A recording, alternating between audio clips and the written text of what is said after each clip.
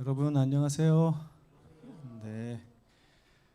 자, 드디어 3기가 마치고 2021년도 4기가 되었습니다. 오늘 4기 첫 시간인데요.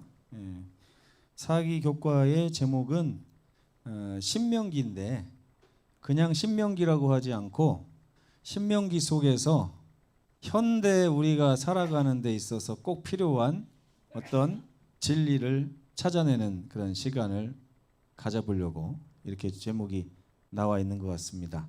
그 사진에도 보면 오른쪽에는 옛날 사람이 있고요, 왼쪽에는 요즘 사람이 있습니다. 근데 옛날 사람과 요즘 사람이 같은 걸 들고 있어요, 다른 걸 들고 있어요? 아니, 여기 교과책 보시라고요. 교과책. 옛날 사람은 뭘 들고 있습니까? 네? 두루마리, 성경. 요즘 사람은 뭘 들고 있습니까? 현대인의 성경. 다 똑같은 걸 들고 있어요. 그래서 옛날 사람이 들고 있었던 이 신명기 속에서 오늘 살아가는 우리가 발견해야 될 성경의 진리들 찾아보는 그런 귀한 시간이 됐으면 좋겠습니다. 오늘 첫 시간은 신명기 서문입니다. 신명기 서문인데 저는 보통 서문 그러면 신명기가 뭐 몇 년도에 기록됐고 누가 기록해 이런 게 서문이라고 생각을 했는데 주제는 영 다릅니다. 신명기 서문이라고 해놓고서 제일 먼저 신명기를 배우기 전에 알아야 될 게 뭐냐 하면서 이제 저자가 써놓은 게 사랑의 본질이에요. 사랑이 뭔지를 알아야만 신명기를 이해할 수 있다는 아주 이제까지 제가 이 성경 공부하면서 한 번도 생각해 보지 못한 그런 탁월한 어떤 식견을 얘기하고 있는 것 같습니다. 우리가 한 번도 신명기 공부하기에 앞서서 신명기 공부하려면 사랑을 알아야 되지 이렇게 해본 적 없잖아요. 그렇죠? 근데 이번 일과의 교과를 보면 신명기를 딱 여는 순간 제일 먼저 배워야 될 것이 사랑이다라고 저자가 이야기를 하고 있습니다. 그래서 좀 기대가 됩니다. 주제절 요한일서 4장 8절 함께 읽겠습니다. 기억절입니다. 시작. 사랑하지 아니하는 자는 하나님을 알지 못하나니 이는 하나님은 사랑이심이라. 다시 한번 앞장면으로 가서 여기 좀 보세요. 이게 창세기 3장의 장면인데 여기 하와가 뱀의 이야기를 들어요. 그렇죠? 근데 여기는 지금 아담이라고 하는 사람도 여기서 쳐다보고 있지만 사실은 이게 삼각관계입니다. 삼각관계. 뱀하고 하와가 누구에 대한 이야기를 하고 있을까요? 누구에 대한 이야기? 선악을 알게 하는 나무의 열매를 금하신 하나님에 대해서 이야기를 하고 있어요. 이게 창세기 3장부터 요한계시록 22장까지 끊임없이 이어지는 주제입니다. 사단과 내가 하나님에 대해서 논쟁하고 생각하고 선택하고 하는 것이 인류의 역사라고 할 수가 있어요. 그렇죠? 그래서 이 장면을 우리가 한 기 동안 좀 묵상하실 필요가 있습니다. 하와의 눈을 보세요. 하와의 눈은 지금 어떤 눈입니까? 누구를 바라보고 있어요? 뱀을 바라보고 있어요. 귀는 머리카락에 가렸지만 지금 뱀의 소리를 듣고 있습니다. 그러면서 생각은 누구를 향하고 있어요? 하나님, 하나님의 말씀. 그러면서 선악과를 보면서 정말 하나님께서 이 선악을 알게 하는 나무의 열매를 왜 금하셨을까? 이렇게 늘 우리가 살면서 이런 고민과 선택의 기로에 서 있게 되는 것입니다. 자, 깨닫기, 느끼기, 행하기를 한번 읽어보겠습니다. 깨닫기 시작. 이스라엘 백성들의 삶 가운데서 안타까운 역사가 반복되었던 이유가 무엇이었는지를 배우면서 좀 깨달아 봅시다. 이스라엘 역사 가운데 안타까운 역사가 반복됐대요. 맞습니까, 여러분?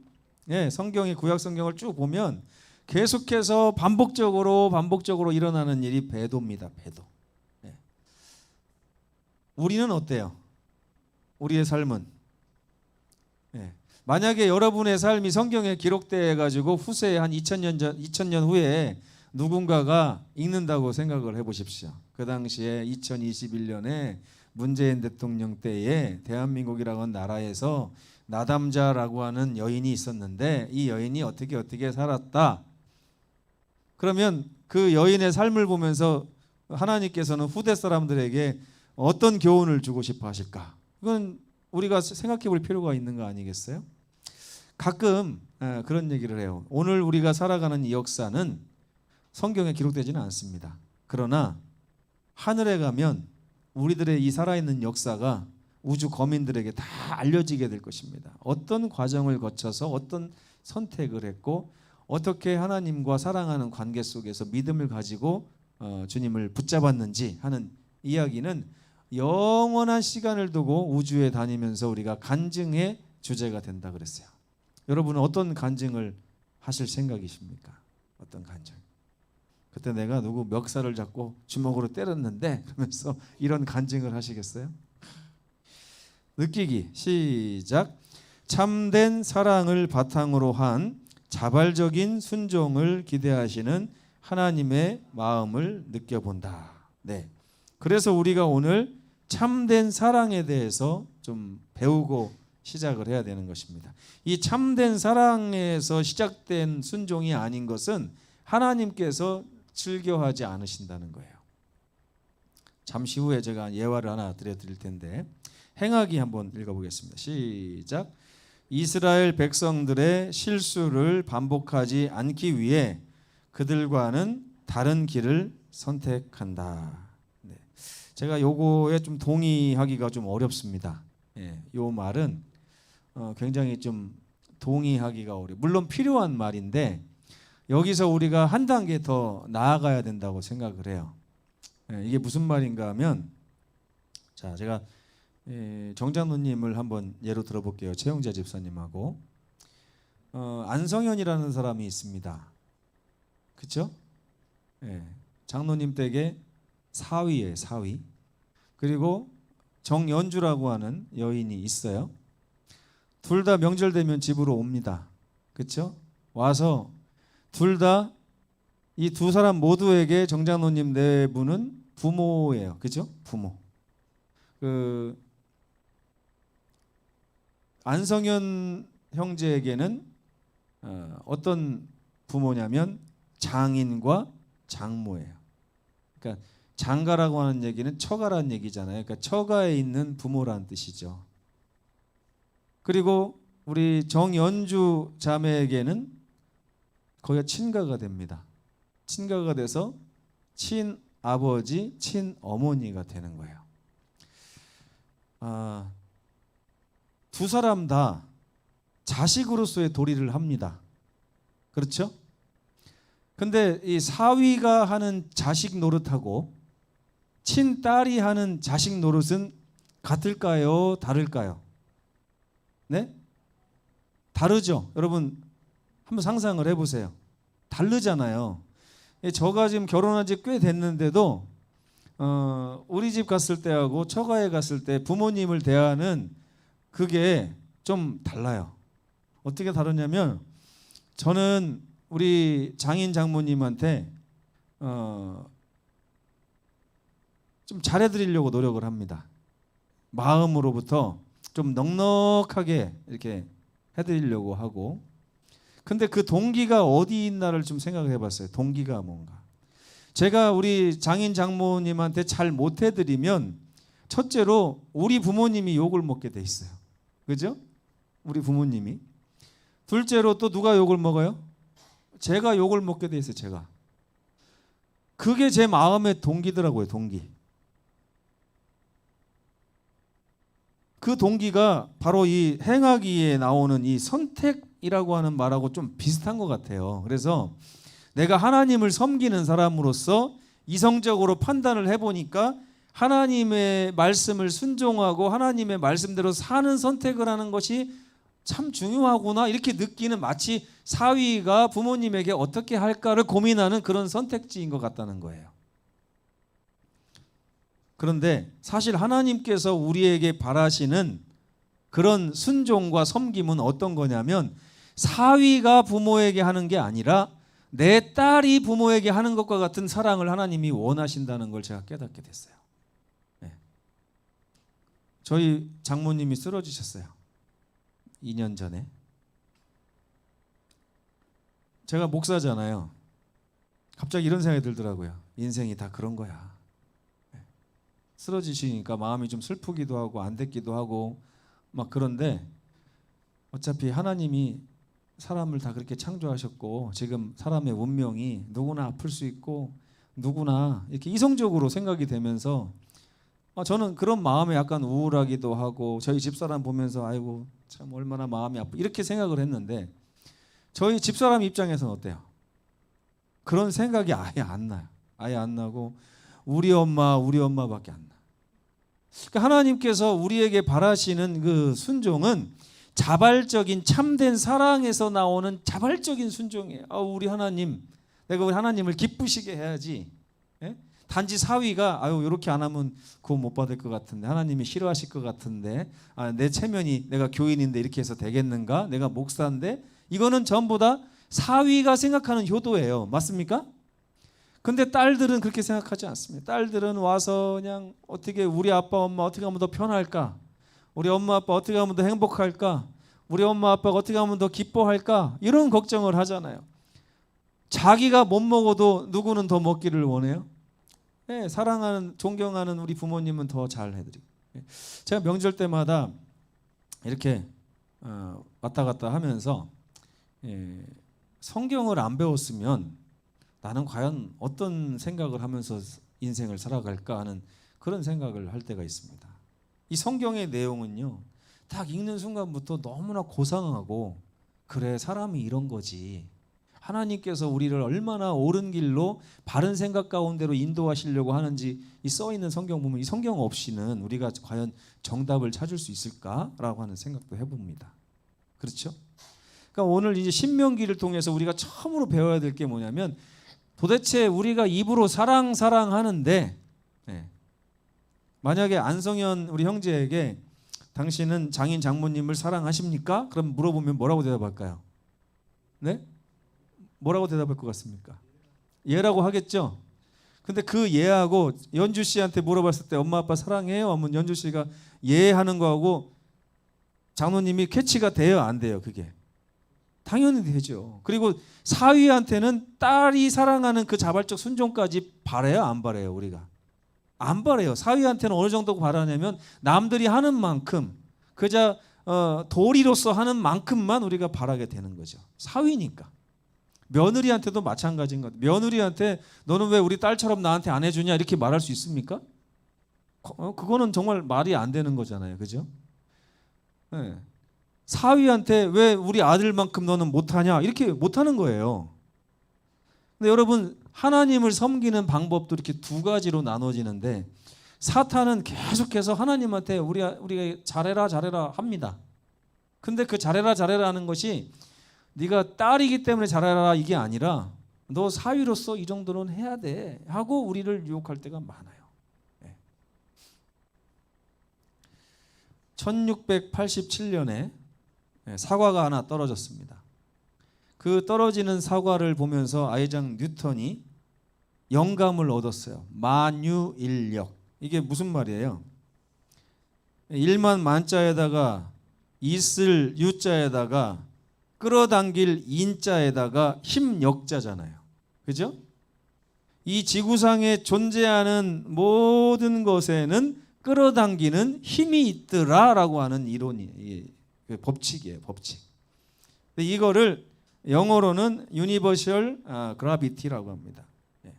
그래서 그라비티는 중력이잖아요. 중력의 단위가 그래서 G거든요. G, 그라비티. 그래서 유니버셜에서 유니버스가 나왔어요. 유니버스는 우주라는 뜻이잖아요. 이제 유니버셜이라는 얘기는 보편적이다. 어디에나 뭐 전체적인 이런 뜻을 가지고 있습니다. 그래서 어디에나 있는 힘이라고 하는데 그 이유가 있어요. 왜 이거를 만유인력이라고 이름을 붙였냐면 사람들의 생각이 그 전까지는요 나뉘어져 있었답니다.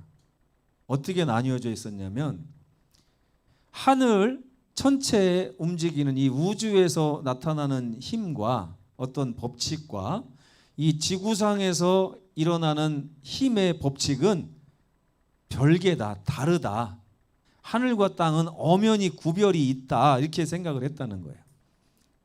그래가지고 이 하늘에서 해가 왔다 갔다 하고 달이 왔다 갔다 하고 별이 떠서 이렇게 막 하는 것에 대해서 이 지상의 법칙으로 가지고서는 설명할 수가 없다 이렇게 생각을 했다는 거예요. 근데 뉴턴이 사과가 떨어지는 모습 가운데서 영감을 얻은 게 뭐냐면 아하! 하늘이나 땅이나 똑같은 법칙에 의해서 움직이는 거구나 이거를 발견했다는 거예요. 이제 여기 그림에 보시면 이게 그 만유인력의 공식이에요. 공식. 두 가지 물체가 있어요. 하나는 파란색 동그라미는 지구라고 보시고 오른쪽에 녹색 동그라미는 구슬이라고 사과라고 생각을 해보세요. 사과. 근데 사과하고 구슬은 서로에게 가려고 하는 성질이 있는데 그게 이제 F1, F2거든요. 근데 그 사과하고 지구하고의 그 사이의 거리를 R이라고 한다요. R. 그래서 거리의 제곱에다가 사과의 무게와 지구의 무게를 곱하면 거기다가 이 중력 기본 중력 상수라고 하는데 그 G라는 게 있는데 이거는 계산해내기가 아주 복잡해서 아직까지도 정확하게 계산이 안 나와 있고요. 학자들마다 뭐 가우스가 얘기하는 중력 상수가 있고 뭐 피타고라스가 얘기하는 중력 상수가 있고 다 다른가 보더라고요. 조금씩 차이가 난대요. 어쨌든 이렇게 해가지고 곱하면 그것이 이제 중력의 힘인데 이 중력은 뭐 1kg이 1m 이동하는 그 힘을 계산해 보니까 67g 나온다고 뭐 이렇게 나오더라고요. 그래서 거의 우리가 느끼지 못해요. 이 세상에서 제가 1m에서 떡 떨어져도 다리가 안 부러진 이유는 중력이 거리에 연관이 있기 때문에 그렇다는 것이거든요. 근데 이제 이 교과에 이 목사님이 왜 갑자기 과학 이야기를 하고 있나 이제 제가 생각을 해봤어요. 그랬더니 이게 뭐냐면 이 뉴턴은 이 지구상에서 사과가 지구로 떨어지는 거나 달하고 지구의 거리에서 벌어지는 이 무게의 이제 법칙이라든가 지구와 태양 사이에서 일어나는 무게의 법칙이 다 같은 거라는 거를 찾아낸 것처럼 이 목사님은 무슨 말을 하고 싶으냐면 하늘에서 일어나는 그 죄나 이 세상에서 일어나는 죄는 다 같은 법칙 아래 있는 것이다. 그것은 하늘에서나 지구에서나 다 사랑의 본질에 관한 문제가 틀어졌을 때 같은 문제가 생기더라. 이 얘기를 지금 하고 있는 것입니다.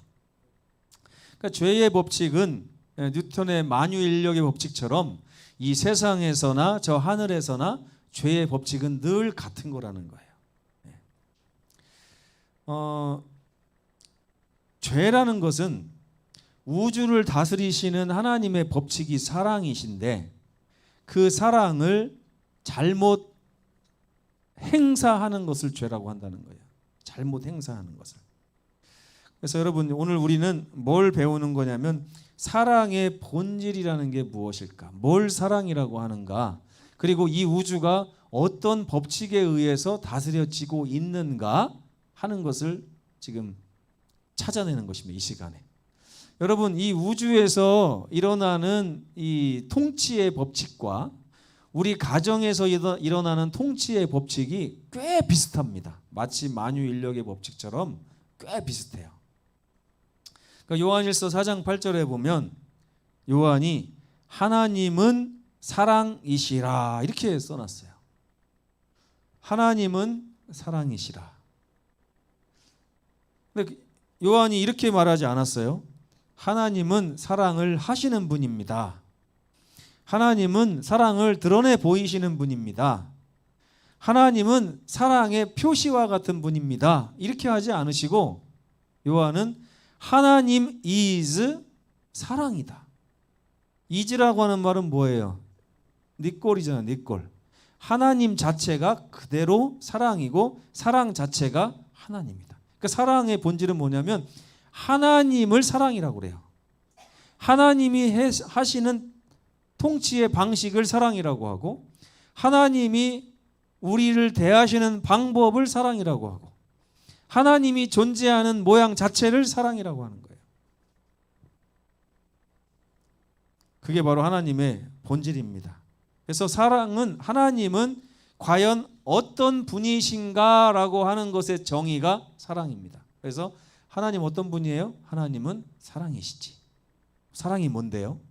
그러면 사랑에 대해서 우리가 제대로 알아야 돼요. 여러분, 한국말로 사랑은 어떻게 표현할 수 있을까요? 염집사님. 누가 외국 사람이 사랑이 뭡니까? 이게 사랑이라는 단어가 쓰여져 있는데 사랑이 뭐예요? 그러면 뭐라고 설명해 주시겠어요? 네? 사랑. 막상 하려니까 잘 안 되죠. 네. 네. 강두철 집사님, 사랑. 외국 사람이 이 오바가 조상이 처음 시집 와가지고 한국말 공부하다가 여기 사랑. 그러니까 강 집사님이 또 이제 입에 발린 소리로 여보 사랑이 했을 거 아니에요? 그러니까 오바가 조상이 사랑이 뭐예요? 이렇게 물어봤어요. 그러면 뭐라고 대답하시겠어요? 사랑을 설명해 줘야 되잖아, 한국말로. 우리가 익히 아는 단어들이 막상 설명하려고 그러면 꽤 어렵습니다. 그래서 제가 가끔 국어사전 보면서 감탄할 때가 있어요. 야, 이거 어떻게 이 단어들을 다 정의를 내려놨냐. 예? 예. 진짜 애매하다라고 하는 단어가 있으면 그걸 또 다 일일이 풀어갖고 정의를 해놨는데 막상 우리 설명하려고 그러면 설명이 안 될 때가 많잖아요. 마치 사랑, 예. 정 설명해 보세요. 정. 외국 사람들이 한국에만 있는 단어 중에 굉장히 좋아하면서도 번역 안 되는 단어가 정이래요. 정. 정이라는 단어는 우리나라 말고는 어느 나라에도 그런 개념 자체가 단어로 나와 있는 게 없답니다. 그래서 대한민국은 정의 나라라고 하는데 이 정을 또 설명해 보세요. 정은 영어로 뭐라고 번역되는지 아십니까? 정. kindly. 친절하다는 거예요. 친절. 근데 친절이라는 말은 사실 무슨 어디서 나온 말인지 아세요? 일본 말이에요. 친절은. 그래서 친구할 때 친자예요. 친구, 친할 친자. 절은 자르다는 거예요. 자르다. 그게 뭔지 아세요? 일본 사람들이 할복을 하잖아요. 할복을 하고 나면 바로 죽는 게 아니라 고통을 느끼면서 죽잖아요. 그때 가장 친한 친구가 목을 잘라주는 것입니다. 그걸 친절하다고 그래요. 바로 고통을 없어지게 하기. 그게 한자로 친절이에요. 친이 친구가 잘라준다 그래가지고. 그게 정입니까? 아니잖아요. 그래서 우리가 하나님은 사랑이시다 그래도 그냥 막연한 거예요. 도대체 사랑을 뭘 사랑이라고 하고 대한민국 단어에서 나오는 사랑과 정말 성경에서 말하는 사랑이라고 하는 것의 정의가 달라요, 여러분. 다릅니다. 그렇기 때문에 나는 당신을 사랑합니다라고 하는 말을 막 남발을 해요. 그 뜻을 잘 모르기 때문에. 껄핏하면 사랑해. 여러분 그 전화하니까 그 LG 서비스 센터에서 사랑합니다 고객님, 지가 나를 언제 봤다고 그러더라고요. 네. 전화하면 무조건 사랑한대요, 저보고. 근데 그 사랑은 성경에서 말하는 사랑과 똑같은 단어이긴 한데 그 의미가 완전히 다르잖아요. 그러니까 오늘 우리는 신명기를 배우기에 앞서서 성경이 얘기하는 이 사랑의 본질이 뭔가 이거를 좀 배울 필요가 있는 것입니다. 하나님은 사랑이라고 하는 진리는 하나님께서 이 세상을 다스리시는 방법을 말해주는 거고 그걸 우리가 잘 이해하게 도와줍니다. 근데 참 다행인 것은 요한일서 4장 8절이 이렇게 기록되지 않았다는 것은 참 다행이죠. 하나님은 증오이시다. 하나님은 보복이시다. 하나님은 무관심이시다. 하나님은 심판이시다. 여러분은 하나님을 어떻게 정의 내리세요? 네. 여러분의 자녀들은 여러분들을 어떻게 정의 내리고 계신가요? 우리 아버지 잘못했다가는 뒤지게 두드러 맞아. 우리 아버지한테는 그런 거 안 통해. 네. 이런 정의를 갖고 계신가? 이거는 심판이죠. 우리 아버지는 심판하는 사람. 우리 엄마는 잔소리하는 사람. 껄핏하면 뭐가 잘못된 걸 찾아내서 그거에 대해서 자꾸만 얘기하는 사람이 우리 엄마. 이렇게 되는 거죠. 부모 자식 간에도 그렇지만 교회 안에서도 예전에 보면은 그 교인들 유형이 여러 가지 있더라고요. 시어머니형 교인이 있대요. 들어보셨어요, 여러분? 시어머니형. 김학심 집사님이 시어머니형인가요, 교회에서? 누가 쇄신자가 와가지고 뭘 어떻게 하면 그거 그렇게 하면 안 돼요. 이쪽으로 가서 이렇게. 이게 이제 시어머니형 교인이에요. 시어머니형. 또 방관, 무관심형, 뭐 손님형, 뭐 여러 유형이 있더라고요. 근데 여러분, 하나님은 우리를 증오하시는 분이 아니시고, 하나님은 우리에게 보복하시는 분이 아니고, 하나님은 우리에게 무관심하시는 분도 아니고, 성경에 보면 하나님은 사랑이시다. 사랑으로 존재하시고 사랑으로 우리를 만나고 계신 분이 하나님이다. 이러한 하나님의 사랑이 우주를 다 다스리고 있다라고 성경이 이야기합니다. 그럼 여러분, 사랑이 뭘까요? 뭘 사랑이라고 할까요? 성경이 말하는 진짜 사랑은 우리가 어떤 사람에게 뭔가 선을 행하는데, 선을 행하는 게 사랑이에요. 로마서에도 보면 사랑이라고 하는 것은 이웃에게 악을 행하는 것이 아니라 선을 행하는 거예요. 선을 행하는 것을 사랑이라고 하는데, 문제는 그 선을 행함에 있어서 어떠한 조건도 없어야 이걸 사랑이라고 합니다. 염집사님에게 제가 추석날 선물 상자를 이만한 거를 갖다가 줬어요. 선이죠. 선이라는 게 뭐예요? 뭘 선이라고 합니까? 이것도 정의 내리라고 하면 또 어렵죠. 선, 착할 선. 한문으로는 착할 선인데, 착하다. 이 착하다는 또 뭐예요? 저는 척하다의 반대말이 착하다 같아요. 뭔가 척하는 것보다는 착해야 된다고 생각하는데, 이 선을 행하는 것은 그 사람에게 뭔가 유익을 주는 것을 저는 선을 행한다고 하는 개념으로 이렇게 생각을 합니다. 그래서 제가 염집사님에게 명절에 뭔가를 계속 드리면 그것이 염집사님에게 유익이 된다고 하면 그걸 선이라고 그래요. 그래서 사랑은 이웃에게 악을 행한다 하면, 악은 뭐예요? 내가 뭔가를 행함으로 인해서 그 사람이 유익을 얻는 것이 아니라 손해를 보면 이걸 악이라고 해요. 그렇죠? 그래서 사랑은 이웃에게 손해를 끼치지 않고 유익을 주는 걸 사랑이라고 하는데, 문제는 유익을 주되 조건이 없어야 돼요. 대가가 없어야 된다는 거예요. 대가가. 만약에 대가가 있으면 이거는 선물이라고 하지 않아요. 선할 선자를 써갖고 선물이라고 하잖아요. 여러분, 선한 물건이에요. 선한 물건. 그 사람에게 유익이 되는 물건을 선물이라고 해요.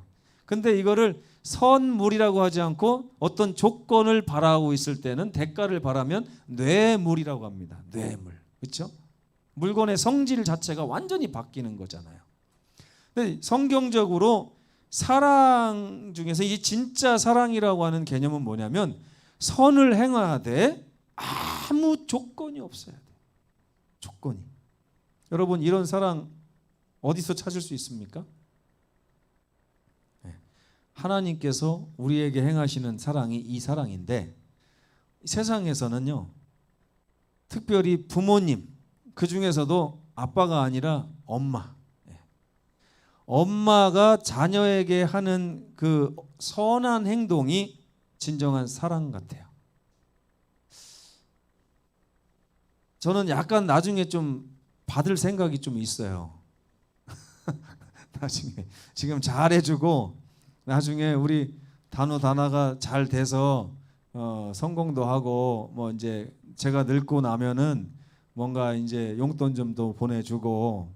근데 아무리 계산해봐도 나이가 좀 안 될 것 같아. 제가 너무 늦게 나가지고. 그래서 이럴 줄 알았으면 좀 일찍 날 걸 잘못했다 이 생각이 드는데, 적어도 엄마들은요, 이렇게 아이한테 하는 것이 조건이 없어요. 근데 아이들은 느낄 때 그걸 조건이 있다고 생각을 해요. 그래서 자꾸 오해를 합니다.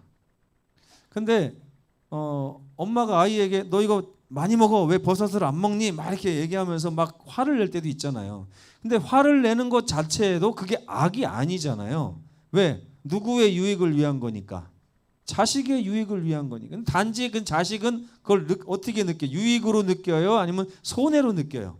내가 먹기 싫은 걸 자꾸 강제해서 먹이려고 하니까 이거는 나 좋으라고 하는 게 아니라 엄마 좋으려고 하는 것이다 해가지고 엄마의 마음을 오해하지만 사실 지들이 나중에 부모가 돼보면 그 마음을 이해하게 될 것 같아요. 저는 성경을 보면서 찾아낸 진리가 또 뭐냐면 이해하지 못하는 사람한테 괜히 말할 필요가 없다는 거예요. 그래서 제가 설교하면서도 뭐 중요한 걸 깨달아도 가끔은 아유 이거는 지금 얘기해봤자 소용이 없을 것 같다 이렇게 하면 제가 다음으로 넘기고 이럴 때도 있습니다. 근데 예수님도 그러신 적이 있더라고요.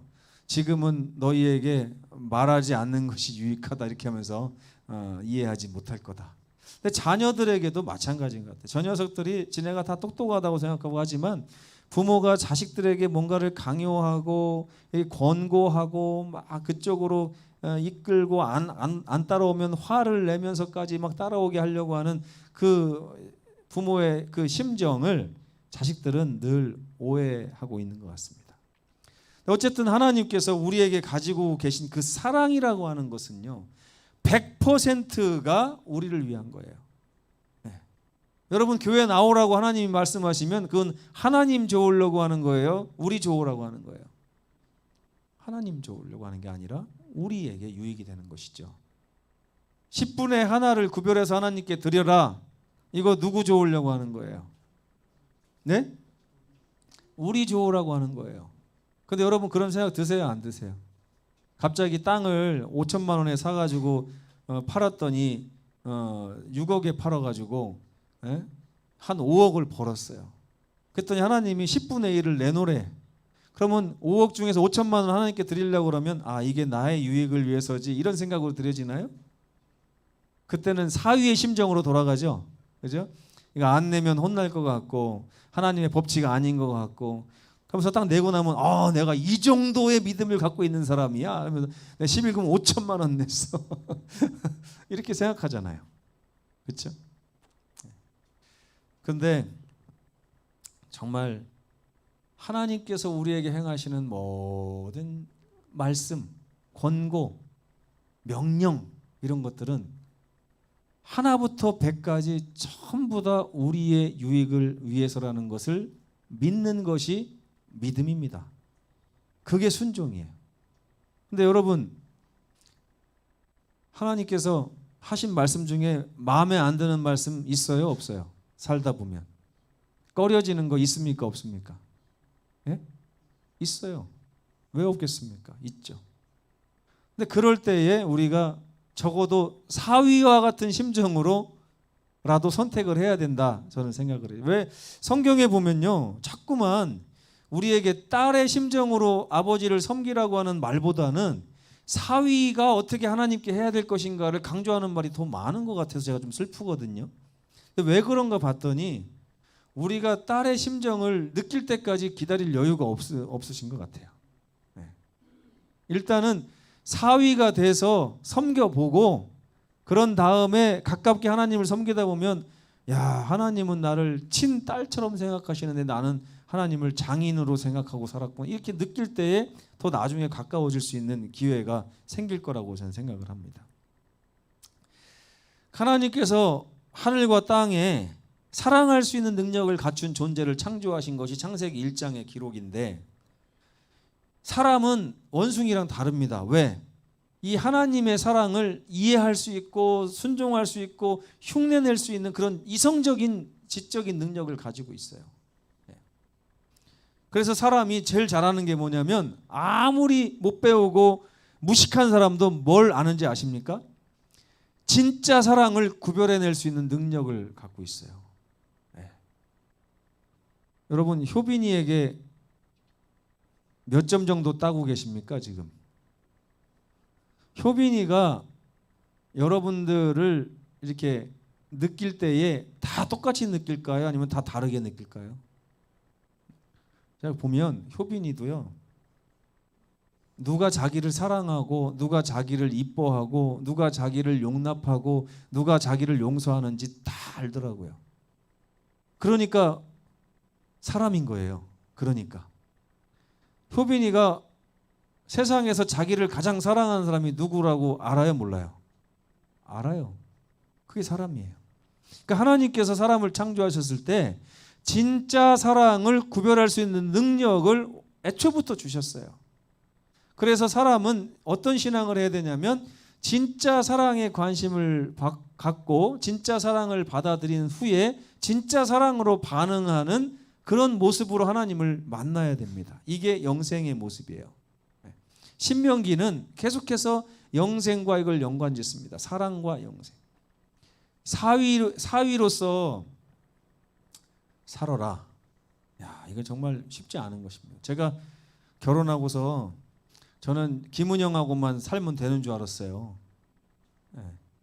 근데 결혼하니까 왜 이렇게 관계를 원치 않아도 맺어야 되는 사람이 많은지 몰라요. 첫째로 장모님하고 장인어른. 저는 장인어른하고는 애초에 마음을 좀 열었어요. 아, 우리 장인어른 멋있더라고요. 남자답고. 그래서 멋있는데 우리 장모님은 말씀이 별로 없으셔가지고 이렇게 별 말씀이 없어요. 근데 참 약간 뭔가 좀 신사임당 같은 그런 스타일인데 장모님이 하신 말 중에 제가 첫 번째로 기억나는 게 뭐냐면 입이 짤래 이거였어요. 처갓집에 가가지고 밥을 먹는데 다른 사람보다 제가 많이 먹는다고 했는데도 제일 조금 먹었나 봐요. 그러니까 장모님이 요리를 하고 나서 저한테 김서방은 입이 짤래 이렇게 말하는데 그게 지금까지도 아 그때 점수를 정말 못 땄구나 이 생각이 들더라고요. 네. 근데 여러분 제가 결혼하고 나서 보니까 그 집에 사위들도 다 알아야 되죠. 아들들도 알아야 아들들 가족도 알아야 되죠. 또 위쪽으로 뭐 고모네 삼촌네 다 알아갖고 오면 다 인사해. 보통 피곤한 게 아니더라고요. 이게 엄청 피곤한 일이에요. 근데 그들과 다 진짜 사랑을 맺고 살아가는 거 쉽지 않습니다. 네. 저는 명절 때 되면 우리 가족들만 모였다가 딱 오면 좋겠어요. 네. 근데 가면은 명절 때 되면은 막 손님들이 들이닥치는 게 너무 스트레스 받더라고요. 저는. 네. 여러분 사위로서 장가를 가가지고 장인댁에서 이렇게 10년, 20년, 30년 막 사는 게 쉬운 게 아니잖아요. 그렇죠? 그래서 가장 지혜로운 방법은 뭐냐면 사위로 사는 게 아니라 그냥 그 집 아들 돼서 살면 그나마 오래 살 수 있습니다. 평생을. 마찬가지로 하나님께서는 우리에게 요구하시는 관계가 우리를 아들로 생각하시고 아들이라고 말씀하시면서 이 관계로 오지 않는 한 우리는 하나님과의 사이에서 계속해서 스트레스를 받을 수밖에 없어요. 제가 저희 장인어른과 저 사이에 스트레스가 있을까요? 없을까요? 네? 있어요. 이번에 가서 스트레스를 좀 덜고 왔습니다. 저희 장인어른이 장모님을 계속해서 이렇게 봉양을 하시면서 2년을 사셨는데 제가 코로나 때문에 못 가봤어요. 2년 동안요. 마음의 짐이 생기잖아요. 계속 그게 마음의 짐이 생기면서 스트레스를 받아요. 마음의 짐만 있어야 되는데 그게 스트레스를 받는다고요. 그래서 이번에 가가지고 아버님이 뭐 마늘 심는 거 좀 도와달라고 해서 가서 그거 한 2시간 해주고 나서 마음의 짐이 좀 내려졌어요. 별것도 아니지만. 네. 근데 여러분 하나님과 사이에 우리가 늘 이렇게 마음의 짐을 가지고 산다면 그게 영생이 될 수 있어요? 금요일마다 와가지고 기도하는데 여러분 그 기도 자주 하시대요. 하나님 또 금요일 되고 보니까 하나님께 죄송한 일이 산더미처럼 생각이 나는 거, 그죠? 이게 사위가 장인어른에게 갖는 부담하고 뭐가 달라요, 그렇죠? 근데 하나님께서는 자식으로서 하나님을 대하면서 부담도 갖고 그러길 바라시는 것 같아요. 우리 집사람이 이번에 가더니 갑자기 자기는 일주일 있다 오고 싶다. 그래서 있으라고 했는데 그 이유를 알죠. 그동안 코로나 때문에 못 가가지고 아버지가 이번에 가보니까 아버지는 노인이 되고 어머님은 이제 서비스를 받다 보니까 아가씨가 됐더라고요. 이렇게 아주 막 피부도 뾰해지고 발도 얼마나 부드럽게 됐는지 회춘을 하셨더라고요. 근데 아버지는 갑자기 저한테 보더니 제 몸매를 딱 보더니 야 김서방 나도 모르는 사이에 그 배가 없어졌다. 제 배를 보면서 그 배가 부럽다는 거예요. 아버님도 배가 나왔었는데 너무 고생하다 보니까 바지가 다 주먹이 한두 개씩 들어가게 이렇게 지금 빠져가지고 어느새 막 한 10몇 킬로 빠져가지고 이렇게 하고 있다. 그런 얘기들을 하면서 제가 마음에 늘 이렇게 짐을 가지고 있는데 저희 집사람은 일주일 동안 딸로서의 부담을 가지고 있더라고요. 짐을. 딸로서 그 집에 가가지고 아버지의 그 약해지신 모습 보면서 아빠는 쉬워요. 내가 일주일 동안 밥 해드릴게요 하면서 이렇게 하고서 딱 오면서 그래도 이렇게 아빠 도와드리고 와서 보니까 너무 마음이 행복하다. 짐을 내려놓은 게 아니라 행복하다. 이런 표현을 하더라고요.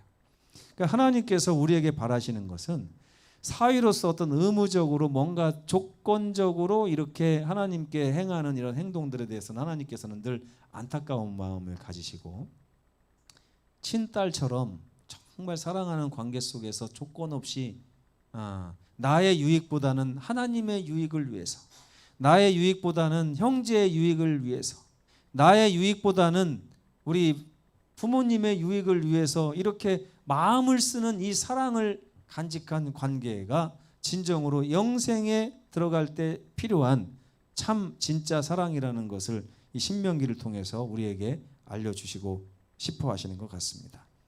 그래서 이 사랑에는요 또 하나의 조건이 있는데, 요소가 있는데 그게 자유예요. 자유. 딸은 그렇게 해야 돼서 하는 거 아니죠. 자기가 원해서 하는 겁니다. 근데 하지 않아도 될 자유가 있어요, 없어요? 자식이 부모를 사랑하지 않을 자유가 있습니까, 없습니까? 있어요. 그렇죠? 오히려 사위가 장인 장모를 사랑하지 않을 자유보다는 딸이 장인 장모 부모님을 사랑하지 않을 자유가 더 커 보여요.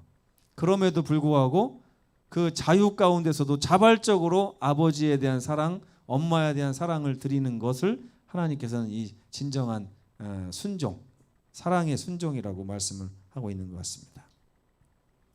그래서 로마서 13장 10절 사랑은 이웃에게 악을 행치 아니하나니 그러므로 사랑이 율법의 완성이라고 할 수 있다.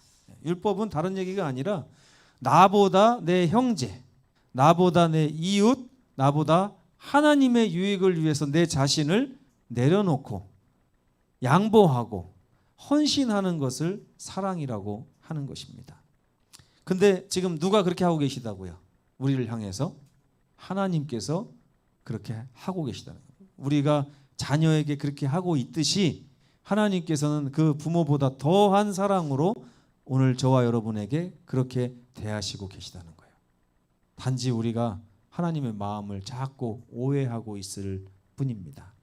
그래서 하나님께서 우리를 대하시는 것은 100% 진심이에요. 우리의 유익을 위해서 하나님이 그렇게 하시고 결코 하나님의 유익을 위해서 그렇게 하지 않으신다는 것입니다. 반대로 죄라는 것은 하나님의 동기와 하나님의 능력을 의심하는 걸 죄라고 합니다. 아이고 나한테 두유를 갖다 주는 거 아이고 교회 나오라고 그러는겨. 이렇게 그걸 알게 하면 안 돼요. 당신은 도대체 나에게 왜 이렇게 잘해줍니까? 라고 해야 전도가 되지. 아이고 나 교회 나오라고 참 애쓴다. 이렇게 하면 전도가 안 된다니까요. 그러니까 하나님께서 우리에게 사랑을 주시면서 아이고 나한테 경배 받으려고 내 11금 뺏어가려고 하나님이 날 사랑하시는구나. 이렇게 생각하시면 이거는 하나님의 사랑이 아니죠. 하나님의 이 조건 없는 사랑을 여러분 자주자주 묵상해 보시면 좋겠습니다. 이게 여러분들을 생명으로 인도하는 커다란 지름길이 될 수 있어요. 죄인들이 바로 그런 과정을 통해서 구원을 받게 돼 있습니다. 하나님의 사랑에 진심으로 반응하지 못한다면 우리는 여전히 버리운 자의 삶을 살 수밖에 없습니다. 다 함께 기도하겠습니다. 고마우신 우리 아버지 하나님, 하늘에 있는 법칙이나 이 땅에 있는 법칙이 똑같은 사랑의 법칙임을 알게 해주심을 감사합니다. 그러나 우리는 사랑을 잃어버린 타락한 인류입니다. 그러나 하나님께서 십자가를 통해서 사랑이 무엇인지를 우리에게 나타내 보여주시고 우리가 하나님을 사랑하는 것이 아니라 하나님이 우리를 사랑하시는 그 사랑을 보고 배움으로 인해서 진정으로 하나님이 나를 전적으로 진심으로 사랑하시는구나 하는 걸 깨닫고 주님께 마음을 여는 구원의 경험을 하기 원합니다. 아버지, 우리 마음으로부터 더 이상 사위의 삶을 살 것이 아니라 친딸의 모습으로 부모님을 섬기고 사랑하는 아름다운 영생의 삶을 이제 주님과 함께 시작할 수 있도록 은혜 내려 주시옵소서. 이 밤도 주의 사랑 우리 마음에 깃들어 우리로 하여금 일어서게 하여 주시옵기를 예수님의 이름으로 간절히 기도합니다. 아멘. 묵상 기도하시겠습니다.